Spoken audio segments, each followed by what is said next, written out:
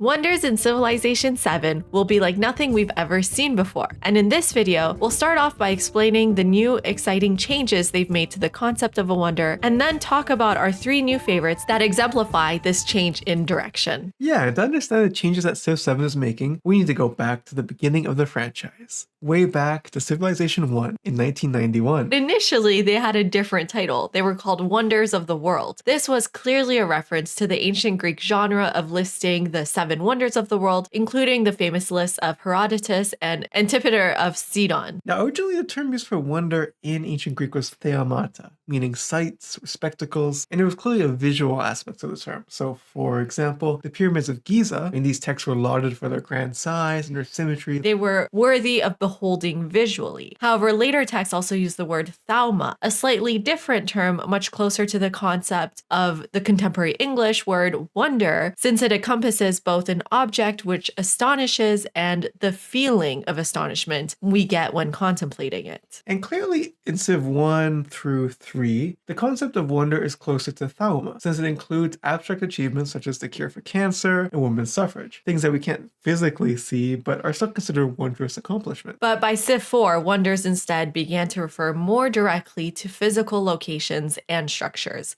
There's only one abstract wonder in Civ 4, which is rock and roll, the model for which is based on Elvis's home at Graceland. Instead, incorporeal accomplishments like heroic epics, internet, Red Cross are listed as national wonders or projects. Right, so in Civ 4, the concept of wonder actually becomes closer to the notion of theomata. The emphasis on physical impressiveness, visual spectacle, with structures like the Great Wall, Angkor Wat, and Hagia Sophia making their first appearances in a Civ game. This idea continues through Civ 5 and Civ 6, and in Civ 6, wonders actually take up their own hex tiles separate from the city center. We see this continued in Civ 7. Yeah, as far as we know, there's no return of non-physical wonders in Civ 7, but what has changed, I think, a little bit is that emphasis on sort of pure visual spectacle, right? So we still have the typical wonders like the pyramids that are just visually impressive. But Civ 7 also adds wonders like the Mausoleum of Theodoric, for instance, which, while clearly of great value, are not necessarily visually astonishing. Instead, these wonders are closer to the art historical notion of a monument. And we're drawing this term from the Viennese art historian Regel, who around the turn of the 20th century defined a monument as having several kinds of value beyond its visual spectacle. So for example, concept of age value, that is,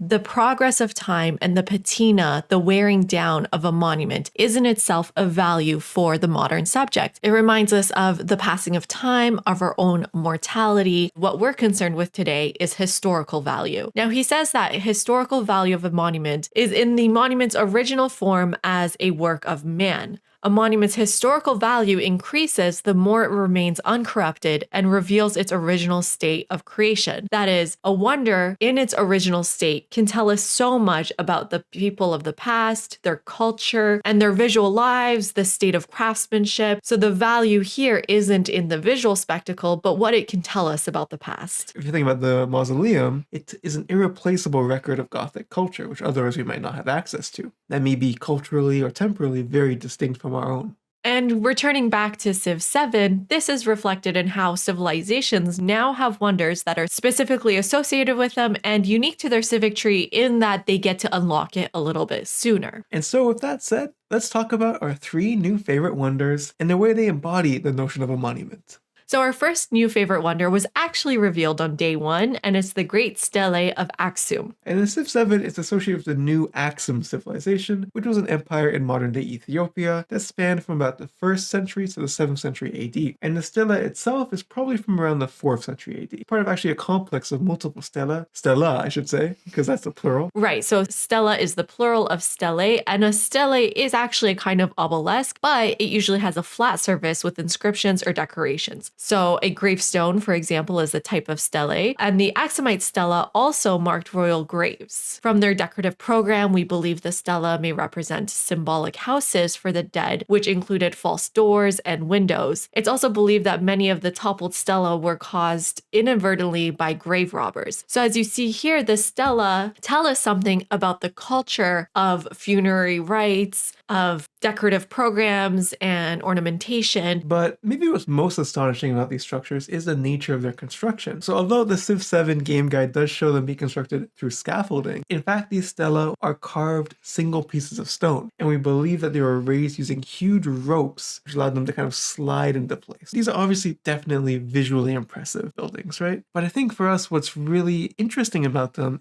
in terms of their monumental quality is this record of, their construction and the layers of history present at the site. Our next favorite wonder is the Sanchi Stupa. This wonder is actually associated with the Maurya civilization, and what's really interesting is that it was actually first patroned by Ashoka, who is the leader, I guess not of the Maurya civilization, Right. just a leader in civilization. Ashoka is associated as the first constructor of the site here, and he was the first Buddhist ruler of the Maurya Empire. What we see today has actually been built over and added to over the centuries, so many of the features in the Civ depiction are actually later additions. Right, so this kind of complicates what we consider the original here, right? Because what Ashoka built was about half the size. In the 1st century BC, it was expanded through the addition of a circular wall around the stone, but the additions are so historic that they also create its own sense of historic value. And so, although we credit Ashoka with the founding of Sanchi, one of the very interesting things about the site is that much of what we see today was constructed through popular and collective donations, right? So, not rulers, not kings, but individual pious believers who wanted to inscribe or add something to the site. And many of the pieces actually contain an inscribed record of who donated them. And it's leaving for us a record of people that would have been lost otherwise. So for me, what's the most interesting thing about the Sanchi Stupa is that it reveals and records this collective cultural effort. And it's that layering of history that I really appreciate. In its depiction in Civ 7, they're showing the stupa in its most iconic form, right? Not just its original form by Ashoka, but with all of these additions and layers added to it. Right. And speaking of iconic, however, the Sanchi Stupa was very famously an aniconic structure, meaning that the Buddha should not be visually represented at this site at all. So for example, in this image of the Torana, we see that there is a figure missing on top of the horse, and we know this because there's the presence of a floating parasol. And we can follow this horse from left to right, as well as the parasol. And at the bottom right, we see that when the Buddha has dismounted, the parasol is no longer on top of the horse. Now, for me as an art historian, this site being aniconic is extremely important to understand. But obviously for the art team at Firaxis, they have different goals, right? They're not trying to teach an art history class. They include 2 Buddha statues, and there's probably multiple reasons why. One of them could be to identify the site for players unfamiliar with the Sanchi Stupa as a Buddhist location. And we actually see these 2 Buddha guards represented in other Buddhist wonders in the game. Therefore, another goal could be to tie these Buddhist structures all together throughout different times and places. And so let's go to our last but not least favorite wonder is Palacio de Bellas Artes, which is a national theater built in Mexico City. All right, so this building planned to celebrate the centennial of Mexican War of Independence in 1910. But what's interesting about this building is that it's actually a very eclectic style, right? It's bringing together elements of Roman architecture, Greek architecture, Baroque architecture, Art Nouveau, and adding them all together with Mexican motifs. There was this idea that for a national wonder, it should be a kind of singular essence of a nation. But I think what we see in Buari's design is that he's trying to pull in different elements that are all present in Mexican culture, but kind of trying to synthesize them, not as one style, but as a multitude of styles in a single building. And what's interesting here is that the interior space is actually what makes this site famous, in my opinion. Because of the way civilization and wonders works, we can't get a sense of what the inside looks like. So we've got some images for you here so we can all appreciate it. Yeah, so actually Buari died before the building was completed, and there was a Mexican Revolution in between. So it was actually completed by a different architect and done in a wholly new Art Deco sort of style. So there's kind of actually an accidental synthesis of 2 different styles in the exterior and interior of the building. Actually, what we see here is that Aztec and Maya motifs, but updating it towards the 20th century aesthetic. So for example, there are mask-like decorations in bronze with depictions of Tlaloc Tlaloc and Chuck, the Aztec and Mayan deities of water, as well as this arch over the stage where there are representations of various mythological personas, as well as this really interesting stage curtain, which is made of stained glass, created out of nearly millions of pieces of colored glass by Tiffany's in New York. Right.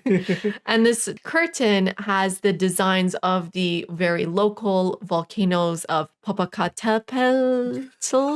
Sorry. I tried my best. Popocatépetl and East Taxihuatl in the center. And my apologies if I mispronounced anything here.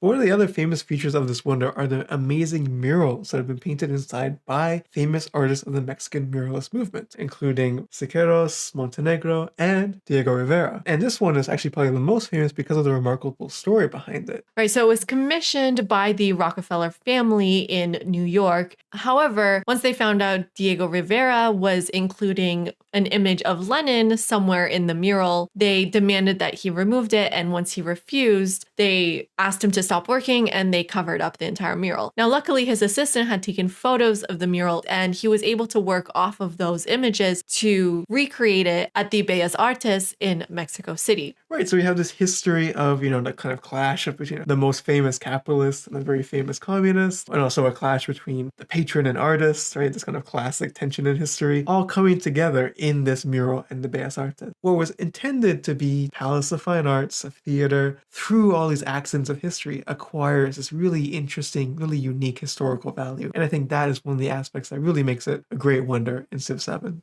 So let us know what are your new favorite wonders in Civ 7 and what you're most looking forward to building. And if you like this video, make sure to smash that like button, hit subscribe, and join the Discord so we can talk more. All right, see you next time. Bye.